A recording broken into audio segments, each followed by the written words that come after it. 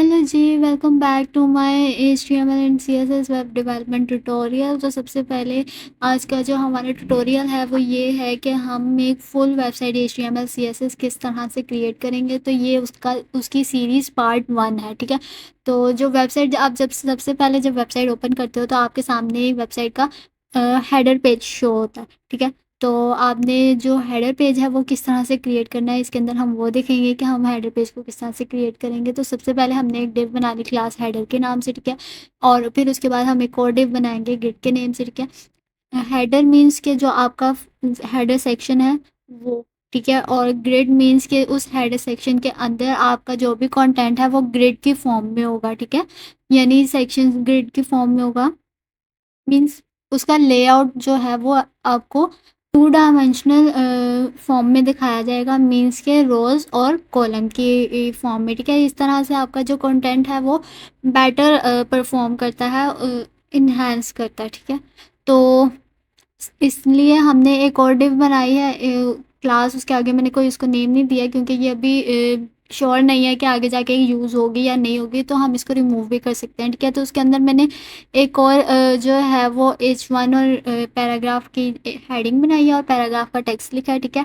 And then मैं उसके अंदर एक बटन ऐड कर रही हूँ, ठीक है। आपने सिंपली बटन का टैग जो है टैग के अंदर बटन लिखना है, वो आपका बटन क्रिएट हो जाता है, ठीक है। बटन के लिए भी आपको सिर्फ बटन टैग ही लिखना है। एंड देन उसके अंदर मैंने व्यू प्रोडक्ट्स लिखा है। यह हमारा जो कंटेंट है जो वेबसाइट में जो हमने लिखा है वो इस तरह से शो हो रहा है, ठीक है। तो अभी हमने इसकी CSS नहीं किया, अभी हमने जस्ट HTML कोड लिखा है, ठीक है। उसके बाद मैंने एक इमेज भी ऐड करनी है इसके अंदर, ठीक है। तो इमेज के लिए मैं क्या करूँगी, जहाँ पे हमारी डिव क्लोज हो रही है वहाँ पे मैंने एक इमेज ऐड करनी है, ठीक है। तो यहाँ पे जो है हमने अपना फ़ोल्डर खोल लेना है साइड पे, जो हमारा कोड का फ़ोल्डर है HTML, जहाँ पे आपने HTML की फ़ाइल सेव की हुई है, हमने वो फ़ोल्डर खोलना है, ठीक है। तो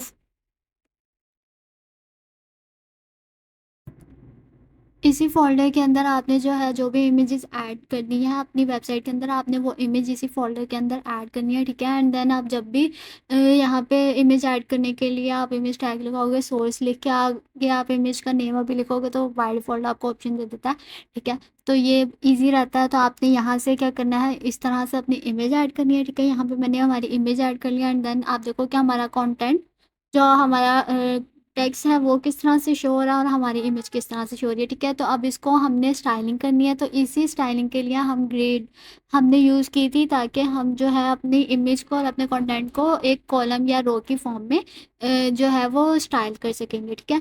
तो अब यहाँ पे मैंने हेडर की जो स्टाइलिंग है वो स्टार्ट किया। तो हेडर के नीचे हमने हेडर का नेम लिखा है एंड देन हम उसके अंदर बैकग्राउंड कलर ऐड कर रहे हैं और यहाँ पे हमने बैकग्राउंड कलर के बाद हम कलर ऐड करेंगे, ठीक है।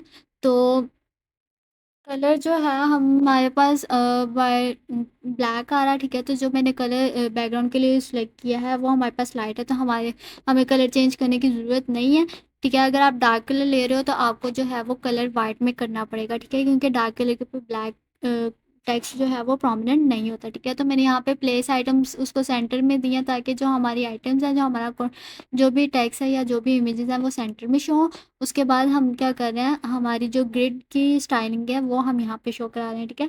तो ग्रिड आपको पता है कि हमने रोज़ या कॉलम के फॉर्म में होती है, तो हमने टू डायमेंशनल होती है, तो हमने इसको टू डायमेंशनल के फॉर्म में लेके आना है। तो यहाँ पे सबसे पहले मैंने उसको पैडिंग दे दी एंड देन मैंने उसको डिस्प्ले बताया कि हमारे पास क्या है, ग्रिड है। और ग्रिड के जो हमारे पास कॉलम है, जो हमने कंटेंट है वो हम कॉलम के फॉर्म में लेके आ रहे हैं। तो मैंने उसको बताया कि ग्रिड टेम्पलेट कॉलम जो है वो हमारे पास रिपीट कर रहा है, मीन्स टू कॉलम्स है और टू एफ आर, ठीक है, टू एफ आर है। और उसके बाद हमने क्या किया, उसको गैप दे दिया 30 पिक्सल्स, ठीक है। तो यहाँ पे एफ आर जो होती है वो हमारे पास फ्रैक्शनल यूनिट होती है, ठीक है। ये आपके लिए स्पेस में स्पेस के लिए यूज़ होती है कि आपने उसको बताना कि कितनी स्पेस देनी है, ठीक है। एंड देन आप देखो कि यहाँ पे जब मैंने उसको स्टाइल कर लिया, हमने ग्रिड दे दी, तो हमारी वेबसाइट किस तरह से शो हो रही है, ठीक है।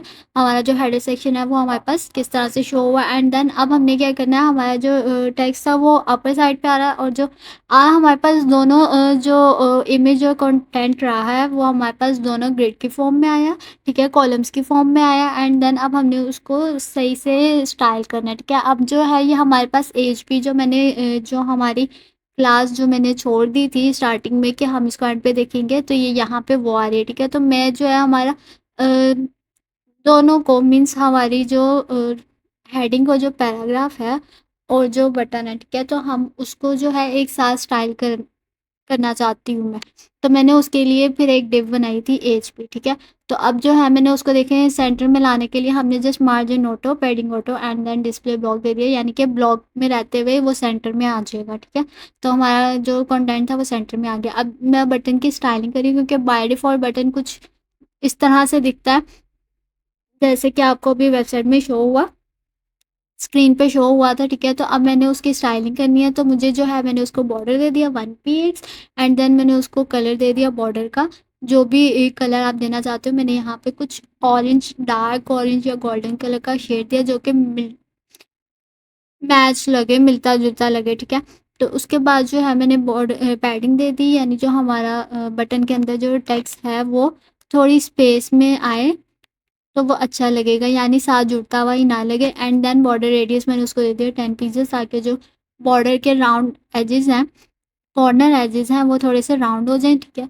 अब मैंने इसको ओवर बटन बटन के लिए हम मज़ीद उसको इन्हांस करने के लिए जो है हमने उसको ओवर इफ़ेक्ट दे दिया, ठीक है। अब आप देखो कर्सर को लेके जाओगे तो वो ओवर कर रहा ना, और यही चीज़ होती है जो कि आपके यूज़र इंटरफेस को अच्छा बनाती है, ठीक है। तो यहाँ पे मैंने उसको कलर वाइट दे दिया और मैंने उसको मिलते जुलते जो हमारा बॉर्डर का कलर था उसके साथ ही हमने ओवर इफ़ेक्ट जो है वो उसको दे दिया, ठीक है। तो यहाँ पे हमारी जो एड्रेस सेक्शन है वो क्रिएट हो गया। अब इसको हम मज़ीद जो है वो इन्हेंस करेंगे। वो हम किस तरह से करेंगे, हमारा जो हेडिंग है हम उसको फ़ॉन्ट स्टाइल चेंज करेंगे, और यहाँ पे मैंने एक HR हॉरिजॉन्टल लाइन ऐड कर दी है इसके हेडिंग और पैराग्राफ के अंदर, ठीक है। आप पे डिपेंड करता है, आप जितनी अच्छी स्टाइलिंग करोगे आपकी वेबसाइट उतनी अट्रैक्टिव लगेगी, ठीक है। तो मैं अब जो है यहाँ पे हमारी हेडिंग का जो फ़ॉन्ट है वो चेंज करने लगी हूँ। तो इसका मैंने फ़ॉन्ट स्टाइल जो है वो मैंने पिक किया है गूगल फ़ॉन्ट से, ठीक है। तो गूगल फ़ॉन्ट से हम फ़ॉन्ट्स को किस तरह से अपनी वेबसाइट के अपने कोड के अंदर ऐड कर सकते हैं, ये मैंने एक क्लास ट्यूटोरियल में बताया, जो कि मैं अभी आपको स्क्रीन पे शो करवा देती हूँ। तो आप इसके अलावा आप जो है हमारे चैनल को विज़िट करो, वहाँ पे आपको फुल ट्यूटोरियल मिल जाएगा कि हम गूगल फ़ॉन्ट्स किस तरह से अपने कोड के अंदर ऐड कर सकते हैं, ठीक है। तो मैं आपको शो करवाती हूँ हमारा वेबसाइट जो हमारा ट्यूटोरियल है वो। जी, तो ये हमारा जो है वेबसाइट कह रही हूँ गूगल फ़ॉन्ट्स का ट्यूटोरियल है, ठीक है। आप हमारे चैनल के ऊपर इसको विज़िट करो, देखो कि हम गूगल फ़ॉन्ट्स को किस तरह से अपने कोड के अंदर यूज़ करते हैं, ठीक है।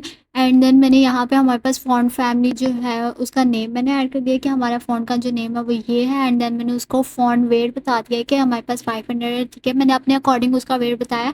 अगर आपने इसको ज़्यादा बोल्ड करना है तो आप इसकी नंबर्स को इंक्रीज़ भी कर सकते हो, और आप अगर आपने इसको कम बोल्ड रखना है, थिन में रखना है, तो आप इसको डिक्रीज भी कर सकते हो, ठीक है। मैंने उसको फ़ॉन्ट स्टाइल बता दिया नॉर्मल, ठीक है। तो यहाँ पे जो है हमारे पास जब हम इसको सेव करेंगे तो हमारे पास जो है, मुझे आई थिंक लग रहा है यहाँ पे कि मैंने जो है अपना फ़ॉन्ट का जो नेम है वो गलत लिखा है। यहाँ पे मॉन्टैग नहीं है, आई थिंक सो इट्स मोडैक, ठीक है। एन नहीं आएगा, तो यहाँ पे मैंने इसको एन को रिमूव कर दिया।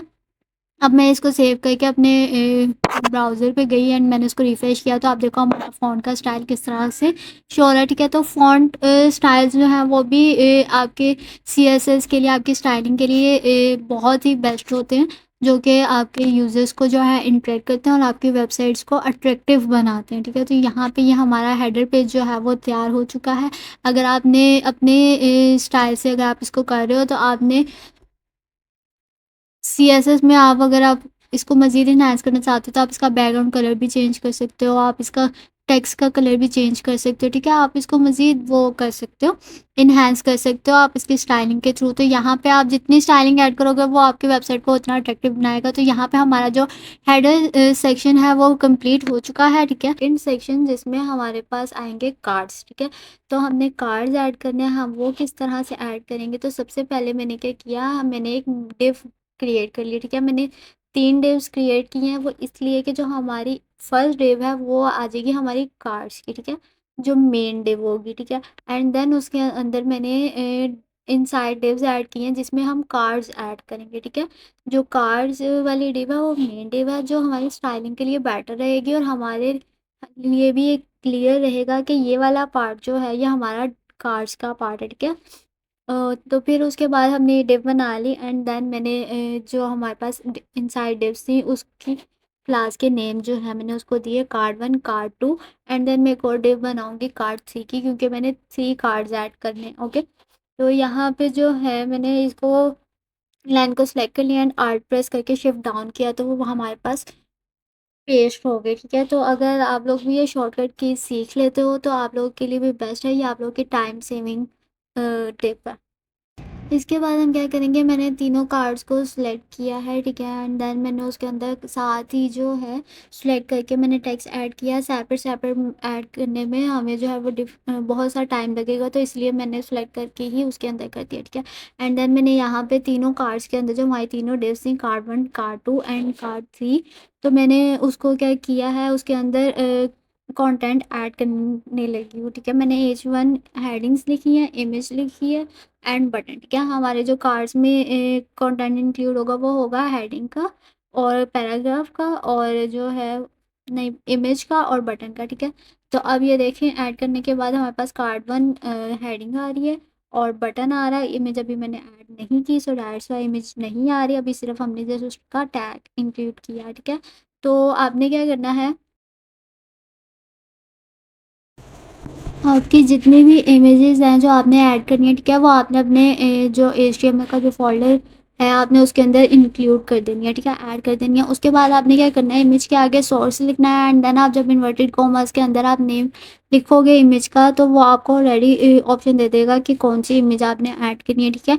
तो वो यहाँ पे इस तरह से आप जो है इमेजेस को ऐड कर सकते हो। ये बहुत ईजीएस्ट वे है कि आप फोल्डर में इमेज को ऐड कर दो HTML के एंड देन आप सोर्स के आगे नेम लिखते जाओ तो वो इंक्लूड कर देगा, ठीक है। तो यहाँ पे मैंने जो है अपनी इमेजेस ऐड कर ली हैं, आप देखें हेयर की, स्किन की एंड देन मैंने एक और वो इमेज ऐड की है, ठीक है, प्रोडक्ट्स की। तो अब जो है मैं यहाँ पे मेरा ज़रा बटन से बटन वाला पार्ट जो है वो टैग्स ऊपर नीचे हुए हुए थे तो मैं इनको एक ही लाइन में ले आती हूँ, ठीक है। तो मैंने ये चीज़ें जो हैं बहुत ही इम्पोर्टेंट होती हैं आपके कोड के अंदर कि आपका कोड नीट एंड क्लीन होगा तो ही आपका जो आपको भी समझ आएगी और अगर कोई एरर आ गया तो वो भी आपको पता चल सकेगा कि एरर किस साइड पे आया है। तो इस तरह अगर कोड ही इधर उधर होगा तो वो समझ में ही नहीं आएगा और आपको ढूंढने में भी मुश्किल होगी और ये टाइम का वेस्ट भी बहुत है।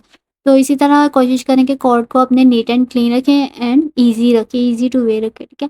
अब मैंने यहाँ पे इमेजेस ऐड कर ली हैं तो इमेजेस आपने देखी कि कितनी लार्ज साइज़ में हमारे पास शो हो रही हैं तो मैंने इनको इनका साइज़ थोड़ा स्मॉल करना है और इनको हमने स्टाइल करना है। तो यहाँ पे अब हम स्टाइलिंग पे आ गए तो हमने सबसे पहले अपने जो कार्ड्स जो हमारा मेन पार्ट है कार्ड्स का वो हमने स्टाइल करना है, ठीक है। तो मैंने बताया कि हमारे पास जो डिस्प्ले है वो क्या है, फ्लेक्स है एंड देन फ्लेक्स डायरेक्शन हमारे पास क्या आ गई, रो, यानी ये हमारे जो तीनों कार्ड्स हैं वो रो में आएंगे और किस डायरेक्शन मैंने उसको बता दी कि रो है और ये फ्लेक्स है, ठीक है। एंड देन मैंने इसको गैप दे दिया 20 पिक्सल्स का कि हर कार्ड के बीच में जो गैप होगा वो कितना आएगा, 20 पिक्सल्स आएगा, ठीक है। एंड देन मैंने उसको पैडिंग दे दी कि जो इनर स्पेस है, इनलाइन स्पेस है हमारे पास तो वो कितनी आएगी, 10 पिक्सल्स, ठीक है। तो ये आपने अपने अकॉर्डिंग भी आप इसको स्टाइल कर सकते हो कि आपने उसको कितना गैप देना है या आपने उसको कितनी पैडिंग देनी है, ठीक है। देन अब मैं क्या करूँगी, हम अपने जो डिफरेंट कार्ड्स हमारे कार्ड 1 कार्ड 2 एंड कार्ड 3 जो है मैं उनकी स्टाइलिंग करूँगी, ठीक है।